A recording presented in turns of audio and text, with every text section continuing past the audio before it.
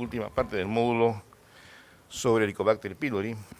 Doctor Edson Guzmán, del Hospital Rebagliati, Helicobacter pylori, enfermedades extradigestivas, verdades y suposiciones. Damos inicio con el doctor Edson Guzmán. Y una palabra. Bien, doctores, doctoras, tengan todos ustedes muy buenas tardes. En primer lugar, para agradecer a la Sociedad de Gastroenterología por permitirme la oportunidad de poder darles esta breve charla sobre lo que es manifestaciones extradigestivas de Helicobacter pylori.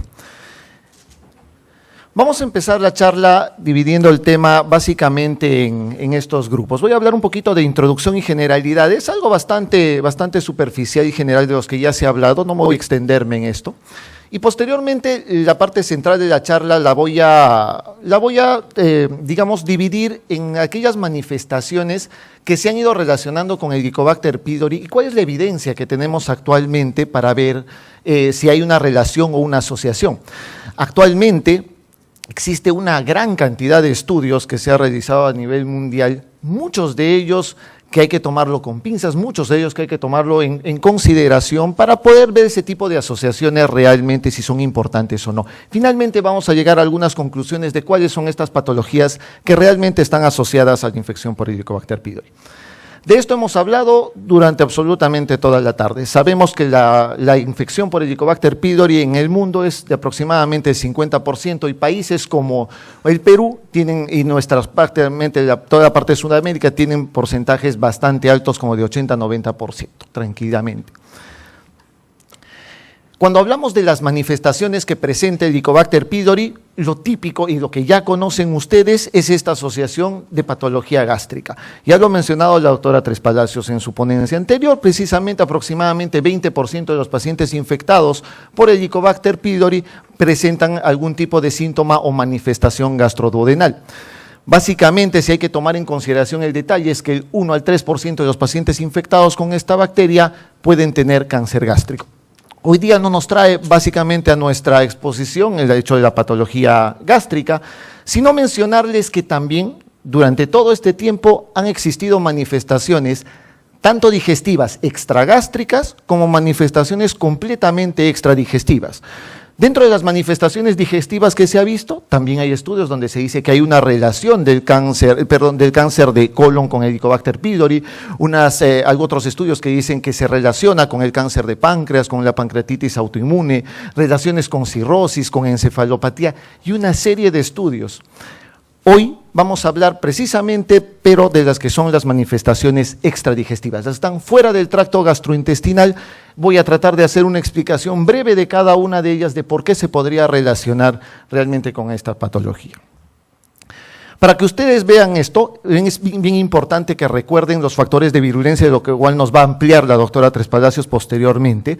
Recuerden que el Helicobacter pylori tiene la propiedad de generar una proteína, que es la proteína Kj, ¿no?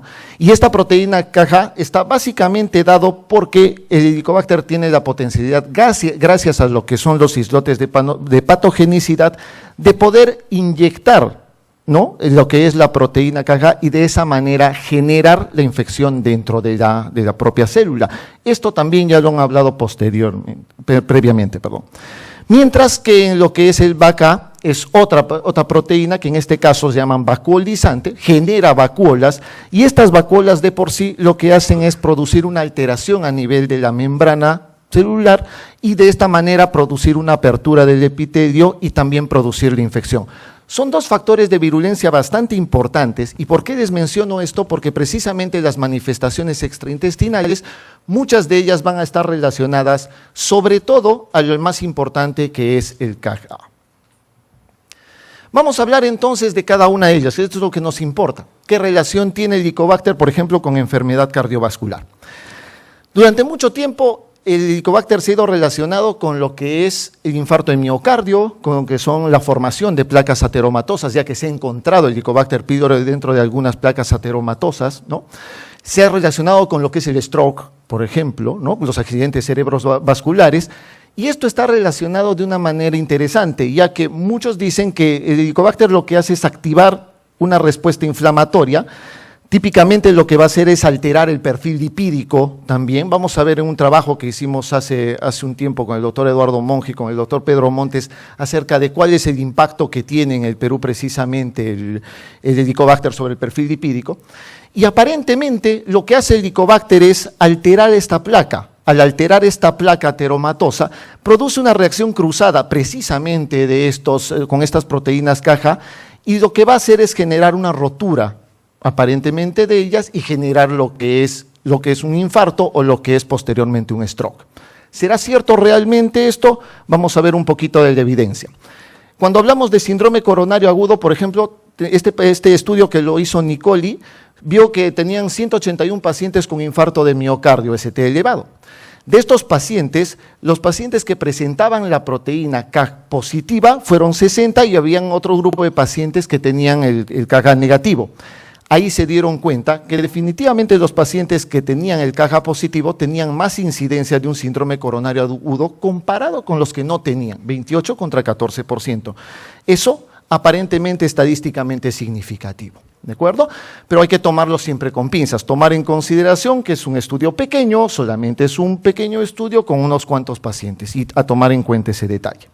Este mismo autor, el doctor Nicoli, lo que hizo es valorar un seguimiento de estos pacientes que tenían el KH y ver cuántos de estos hacían mortalidad o morían más frecuente que los pacientes que no tenían el KH. Y se dieron cuenta que en el seguimiento de aproximadamente 2 años, los pacientes que eran KH positivos tenían una mortalidad mayor, o sea, una sobrevivencia mucho menor que los pacientes que eran KH negativos, ¿no?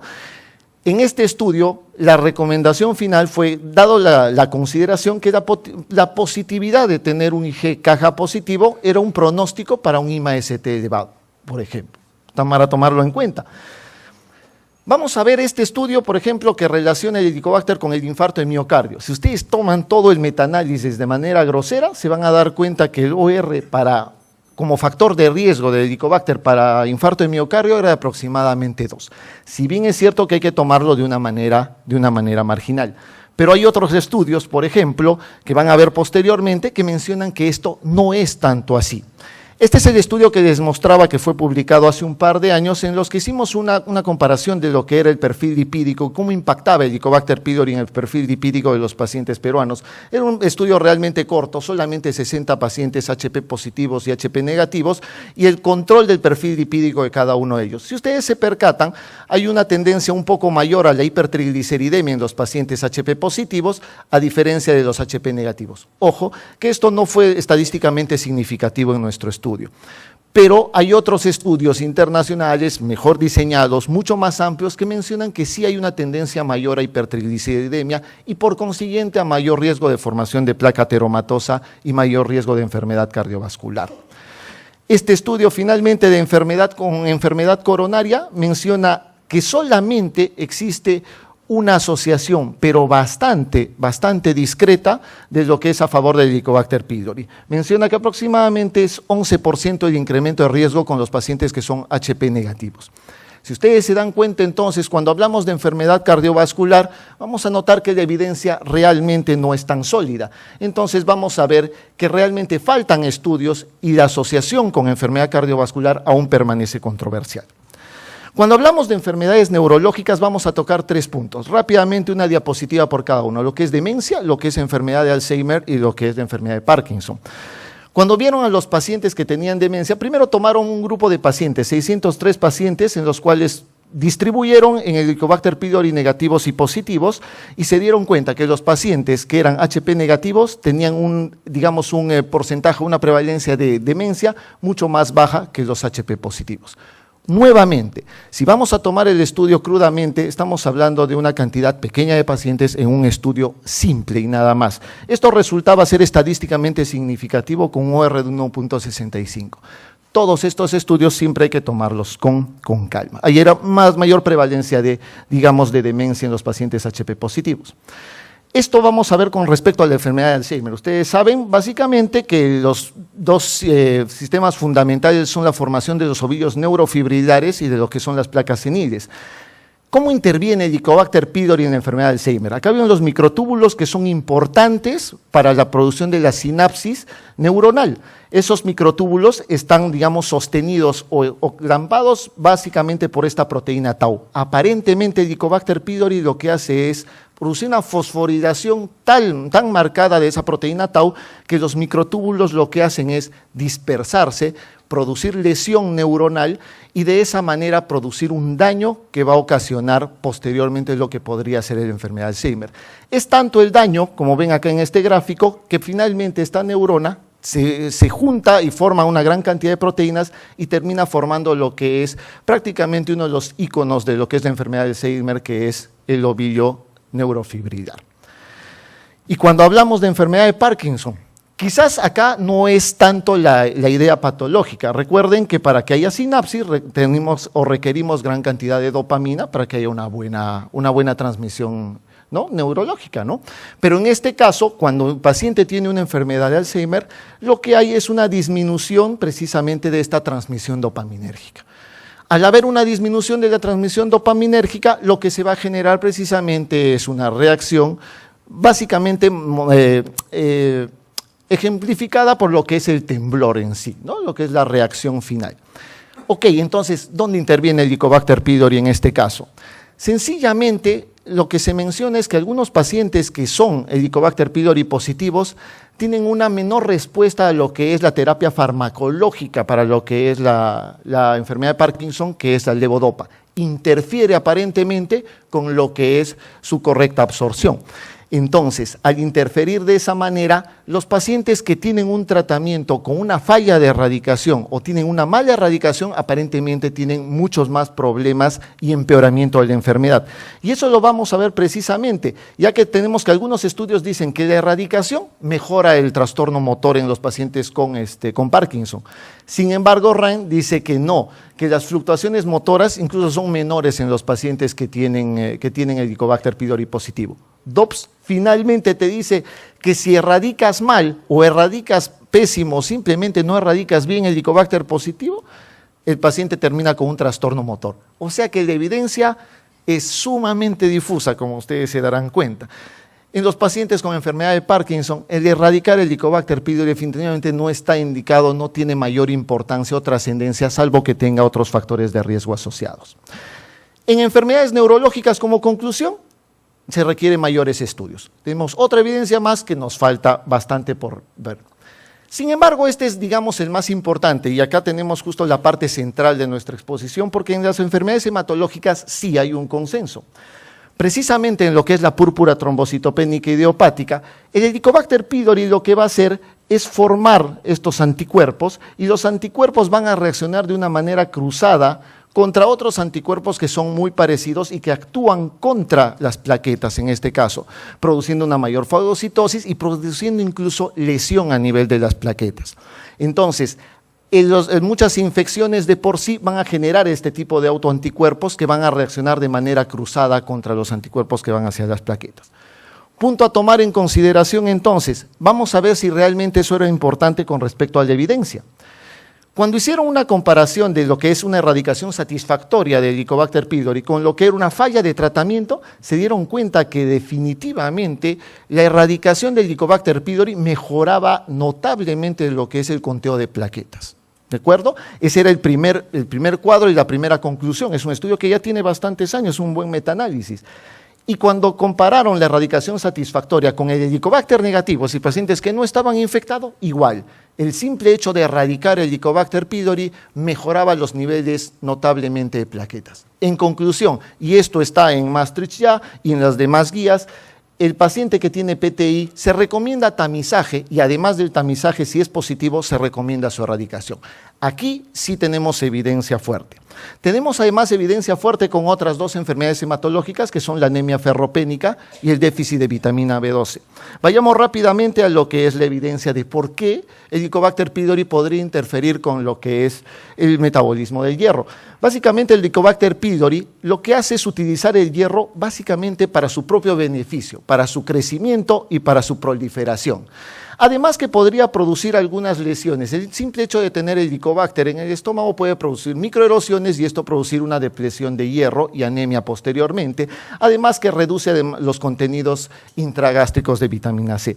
Además, se cree que también es un mimético de lepsidina, de manera que la conversión del hierro de férrico a ferroso, que es importante para la absorción, se queda de una manera alterada y de esa manera disminuye la absorción de hierro, llevándonos a lo que es una anemia ferropénica. Veamos la evidencia entonces.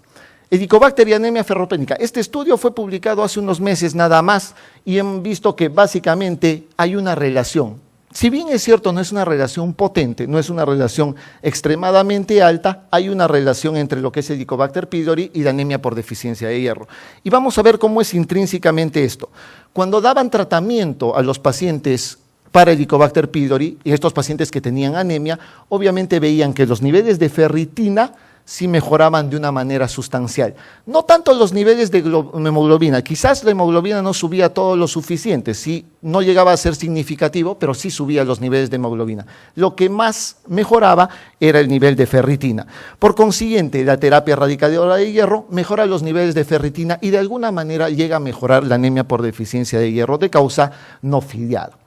En el caso del déficit de vitamina B12, el problema puntual es que el Helicobacter lo que hace es producir atrofia gástrica y además producir inflamación. La atrofia gástrica de por sí produce hipocloridria y disminuye la producción de factor intrínseco y esto va a generar que no haya una buena absorción de vitamina B12 en el ileum posteriormente. Y eso genera lo que es el déficit de vitamina B12. Puntualmente, la mejora también es sustancial en este caso. Por consiguiente, en enfermedades hematológicas, el concepto que quiero que lleven a casa es que los pacientes que tienen anemia ferropénica, déficit de B12 de causa no especificada o filiada, tienen que tamizar y se tiene que erradicar si el Helicobacter fuera negativo. Entonces, un punto para tomar en consideración. Rápidamente y puntualmente lo que son las otras enfermedades, un punto por cada uno. En el caso de enfermedades oftalmológicas vemos acá que hay este metaanálisis ve que el paciente que tiene Helicobacter tiene probablemente mayor asociación con glaucoma. Para tomar en cuenta nada más, acá son digamos asociaciones pero muy superficiales, son muy limítrofes. Por consiguiente, estos datos deberían ser interpretados con precaución. En el caso de las enfermedades dermatológicas, como por ejemplo la rosácea, pasa lo mismo. Si ustedes ven de manera grosera el cuadro y solamente quieren interpretar el OR, se darán cuenta que sí, dicen, definitivamente hay una asociación entre Helicobacter y rosácea.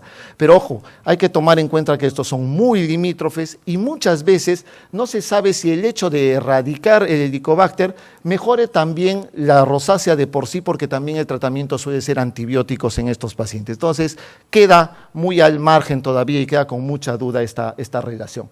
Lo mismo pasa en urticaria crónica, es muy marginal la mejora en los casos de los pacientes que erradican el Helicobacter pylori. Por consiguiente, en enfermedades dermatológicas se debe de interpretar con precaución y se requiere mayores estudios para demostrar realmente esta asociación. En enfermedades metabólicas, un punto principal solamente para que vean. Aparentemente el Helicobacter se ha relacionado con lo que es la diabetes. ¿Por qué? Porque lo que hace es alterar lo que es el receptor de insulina. Y si altera el receptor de insulina, el cuerpo necesitará mayor cantidad de insulina para producir su efecto y eso generará mayor cantidad de moléculas de glucosa y de esa manera relacionarse con diabetes. ¿Quieren ver los metaanálisis? El metaanálisis más importante es este. Otra vez, si lo ven groseramente, dice, sí, hay relación entre Helicobacter y diabetes. Ojo, la heterogeneidad de este estudio es muy alta, muy alta y muchos no son estudios de buena calidad. Otra vez, un dato para que tomen muy en cuenta en eso, ¿no? La asociación entre Helicobacter y enfermedades metabólicas o diabetes realmente requiere mayores estudios. Y así me podría pasar absolutamente toda la tarde hablándoles de todas y cada uno de los estudios que hay de Helicobacter. Se ha relacionado con EPOC, estomatitis aftosa, preeclampsia, infertilidad, todas, sin excepción, suelen ser muy marginales. Quiero llegar a la conclusión final de esta charla, que el Helicobacter pylori viene siendo estudiado. Existe una gran cantidad de estudios en donde relacionan el Helicobacter con otras enfermedades extradigestivas. Las únicas que actualmente están consensadas en todo lado son anemia ferropénica de causa no especificada o filiada, el déficit de vitamina B12 de causa no identificada y PTI. En estas enfermedades vale la pena tamizar y vale la pena tratar el Helicobacter pylori. Tenemos que encontrar muchos estudios de mejor calidad, randomizados, controlados, con mejores sistemas realmente metodológicos para poder considerar y poder encontrar una asociación. En una enfermedad tan ubicua o una infección tan ubicua como es la infección por Helicobacter pylori, realmente es muy difícil encontrar asociaciones poderosas o potentes para poder considerar. Si usted lee en algún trabajo de infección por Helicobacter pylori asociada a cualquier patología extradigestiva, siempre tómenlo con pinzas, lean bien, interpreten bien, y ese es el mensaje que quería darles ahora. Espero que la exposición a vuestro agrado. Muchísimas gracias.